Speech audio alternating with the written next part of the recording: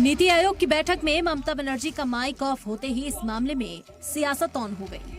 PM Modi की सदारत में हो रही बैठक को बीच में ही छोड़कर ममता बनर्जी निकल आई और इसके बाद से मामले पर जो सियासत शुरू हुई वो थमने का नाम नहीं ले रही।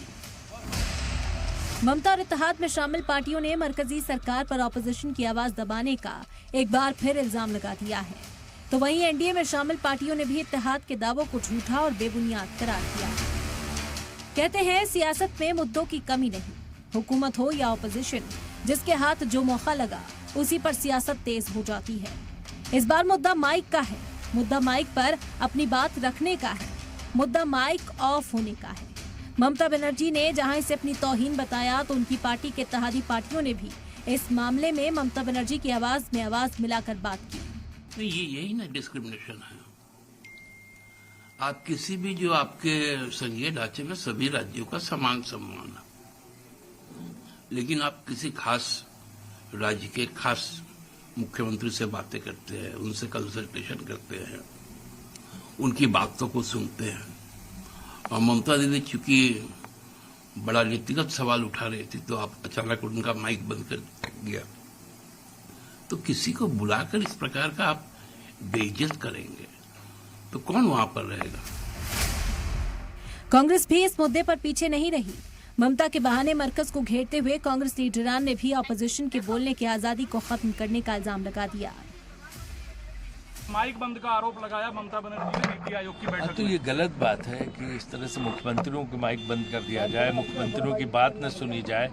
हम भी योजना मंत्री रहे हैं, योजना आयोग देखा है, हर मुख्यमंत्री की बात सुनी जाती, विपक्ष के मुख्यमंत्रियों की विशेष रूप से बात सुनी जाती, उनकी समस्याएं अगर वो नहीं जो है सुना रहे हैं, वो सुनना चाह रही सरकार, तो गलत है। नीति आयोग को इस बात पर ध्यान देना चाहिए।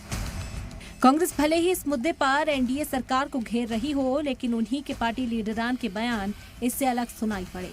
बंगाल कांग्रेस की रियासती सदर अधीर रंजन चौधरी ने इसे ममता का सियासी हथकंडा बता दिया। नीति आयोग की बैठक में ममता बनर्जी जो कह रहे हैं, मुझे लगता है झूठ, ये सारे निहायत ही झूठ बोलते हैं। क्योंकि एक स्टेट की अगर कोई मुख्यमंत्री को इस तरीके की बोलने का मौका नहीं दिया जाता, बोलने की इजाजत नहीं दी जाती, ये मुझे ताज्जुब लगता है। अधीर रंजन के इस बयान से एनडीए में शामिल पार्टियों को भी ममता बनर्जी पर पलटवार करने का मौका मिल गया।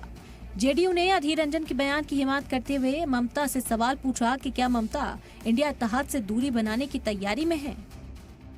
बेवजह इसको ज्यादा तूल नहीं देना चाहिए, निजी कारणों की वजह से शामिल नहीं हुए। इंडिया गठबंधन ने फैसला किया था कि उसके सभी सदस्य दल नीति आयोग की बैठक का बहिष्कार करेंगे। मैं ममता दीदी से पूछना चाहता हूं कि क्या वो एनडीए में आना चाहती हैं, चूंकि मना करने के बावजूद भी वो नीति आयोग की बैठक में चली गई थी। बिहार ही नहीं, उधर महाराष्ट्र में भी ममता के बंद माइक पर शुरू हुई सियासत का शोर सुनाई पड़ा।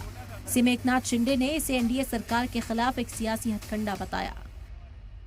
उनको विकास नहीं चाहिए, उनको देश की उन्नति नहीं चाहिए, उनको सिर्फ राजनीति चाहिए और हमारे देश की बदनामी विदेश में जाके करने का काम वो करते हैं। मोदी जी के खिलाफ सब लोग इकट्ठा हुए थे, क्या हुआ लोकसभा में, सब इकट्ठा हुए हराने के लिए, लेकिन जनता ने उनको साथ दिया, फिर प्रधानमंत्री बन गए हो।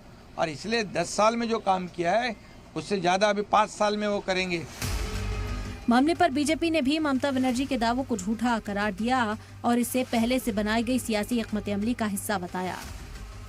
स्क्रिप्ट के बराबर उन्होंने मतलब एक्टिंग किया है पूरा, लेकिन वो पहले बता दिया था कि क्या होने वाला है, कैसा कैसा कैसा उसका एक्शन रहेगा, वो बोल दिया था। तो हम जानते हैं, अधीर जी भी जानते हैं कि ये बंगाल मतलब ममता बंदोपाध्याय मतलब फुल ऑफ ड्रामाबाजी। नीति आयोग की बैठक के लिए ममता बनर्जी 2 दिनों तक दिल्ली में रही, बैठक में शामिल भी हुई और फिर माइक बंद हुआ और सियासत शुरू हो गई। ब्यूरो रिपोर्ट, सलाम टीवी।